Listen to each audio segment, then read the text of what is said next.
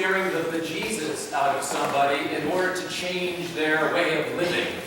And this gospel is just that. It's a nightmare. It's a way of scaring us into a change of behavior. That's how I read it at the outset. And we all, I trust, I know, sadly, but it's kind of one of those weird things, have had nightmares. And I'll make one up right now, that when you awake from your nightmare, say the nightmare is you're driving in your car, and your most beloved person of your life is there beside you, or your favorite traveling companion, four-legged canine. So you're driving, and something happens. And you go off the road, and the car turns, and you come to, and your most beloved companion of this world is gone, is taken from you, is dead. And have you had that?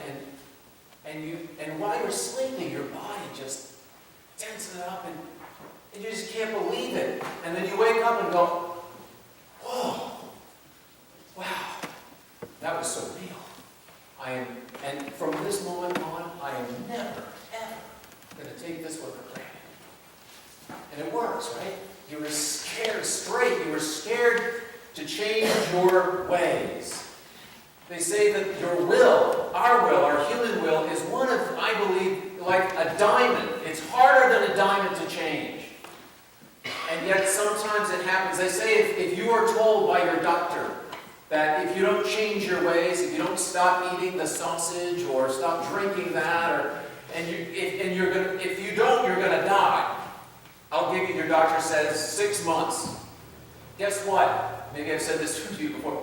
15% of us will change our ways. The rest of us, we don't. The will is just so incredible in terms of it not changing. And it takes sometimes a nightmare, and I almost think it's a blessing to be scared into changing our ways. So it has its place. But I also think that fear is never the best strategy for trying to get someone to do your will. And I don't, for a moment, I do not ascribe to God that motivation, that strategy for getting us to change our ways. And this gospel, if you walk away from it with kind of just a quick read and sort of sum it up, that's what you get. Yeah, you can say, well, boy, I'm motivated. I don't want to end up like Lazarus, and he seemed to be ignoring that. Not Lazarus, excuse me. End up like the rich man who ignored Lazarus. So there's motivation there, right?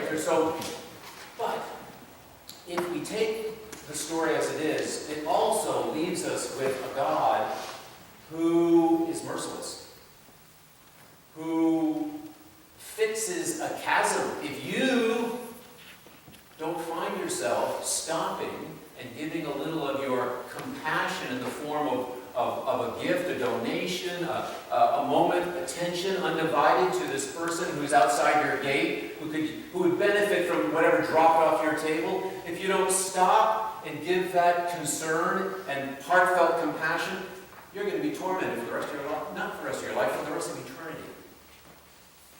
So the story tells us, as motivating as it can be, that our God ultimately is merciless. That he has fixed a chasm in the afterlife for those of us who chronically look past someone in need. I can't go there. I can't accept that. And if that's all this gospel had to offer us, there'd be no grace. And there's always grace. So here's another way of looking at it. That the God isn't the one who fixed the chasm. Somebody else fixed the chasm. Think of the rich man, right? Every day of his life, likely, he just was cruising on by, and everything worked out. There was this guy who kept hanging out in front of his house, and he was aware of it, but and just kind of kept on going. And now the story goes, they both die, and now listen to the story. There's the rich man, and he's in agony now. He's stripped of everything he ever had, and he's in this isolated, lonely place, and there's no one.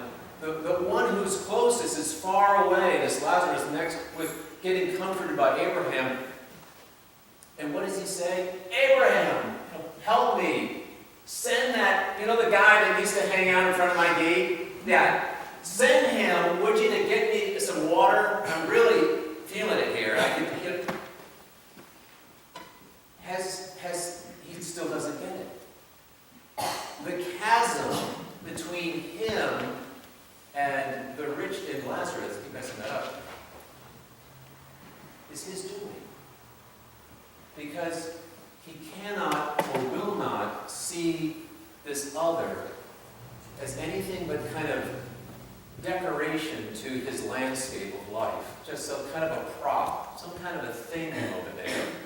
Not human, certainly. Some other kind of thing over there that gets licked by the dogs. Now this is where the grace comes in. As we move through our lives, we bump into one another and then we have conversation but by and large, and Karen Armstrong has an image of this. She says that we're all sort of enthroned at the center of our lives. And we have all these lesser dignitaries. We're kind of here. She said, consider this. What would it be like to dethrone yourself and put someone else on your throne? That's how the chasm is closed. That's, in my mind, how we begin to realize, and I say this with all seriousness, that every person you meet is this infinite universe yet to be discovered. The outside may have all sorts of different kinds of looks and appearance, but we are all infinite at our core. And if you, for a moment, now the rich man was so wonderfully distracted by all his many good things, but even he, in that life, had no real connection. He was unaware of it until he goes into the next life, and all that stripped away, and he's, my God, I am deathly alone here. He was in this life, but he didn't recognize it. We all are, unless we step off the throne, put someone there, and we didn't realize that the person, anyone we put there, is like a universe that has our undivided attention. As children with eyes who open, the day awakes and they go, ooh, what's going to happen today? You can take that to everyone you meet. Everyone you meet is a universe of discovery, of have a conversation. You don't know where it's going to go, but it takes some trust. If you are at the center, you've got all these other dignitaries, you can sort of, work with them, but basically you're in control. The thing about compassion, feeling for somebody, when you put them at the center, you kind of are all like, where are we going to go together? You don't, it's trust. And the chasm closes when you let all that go by and you are in the presence of this other person. And it could go anywhere. It could go anywhere. And you are a little afraid, but you've never been more alive. Joseph Campbell, the refrain keeps coming in my mind. What we're looking for is not the meaning of life, but the experience of being alive. And when you put anybody at the center of your life on your throne, it wakens you up. And as you get close to that person, you come to the surface. And they respond in the same way. Close with just, I had all this going on in my mind this week, and I was on my motorcycle, actually. I was riding along thinking about this, and I needed some gas, and I pulled over at some gas station in Hampshire and got off my bike, and I'm coming into the gas station, and there's a guy, and I'm listening, kind of wanted to go this way. He was a vet, a military veteran who had been disfigured and crippled, presumably by serving our country. And he had a foot locker kind of thing that you could put a donation, and it said, give $1 or $2 and blah, blah, blah. So I thought, ooh. And I wasn't ready, and I kind of just gave him a salute. And then I walked in to to the gas station. I was going to the bathroom. And I'm in the bathroom, and I'm thinking about this, and thinking, you know, I could easily have just said, oh, he's a vet, and maybe I'll throw him a buck. But I began to think, here's a guy who probably, I don't know, the universe of this man.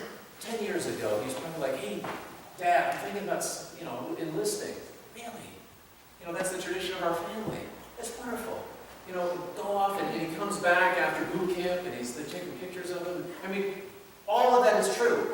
Whether he is this whole universe of experience, someone I could relate to, could have a conversation with, and if I did, I'd wake up to a whole other dimension of my life that I would otherwise just walk on by. And let that chasm continue to be fixed by me, not by God. We do have a God of mercy who is just, come on, get over this chasm business and move toward the experience of being alive. How many more opportunities, says God, can I give you? Oh, right. No. We're not decorative pieces of landscape in our life. We are more than that. And it's about compassion. And compassion isn't something you ought to do, or you're going to be punished eternally in hell. Compassion is a door open and an invitation to come alive by feeling deeply and passionately what another person is experiencing, and maybe being able to lighten their load a little. And in the process, being transformed and brought to life in ways where you don't know where it's going. Let it go. You don't know if you really step forward and have connection with somebody else, a deep, passionate connection, where you might go. The chasm closes,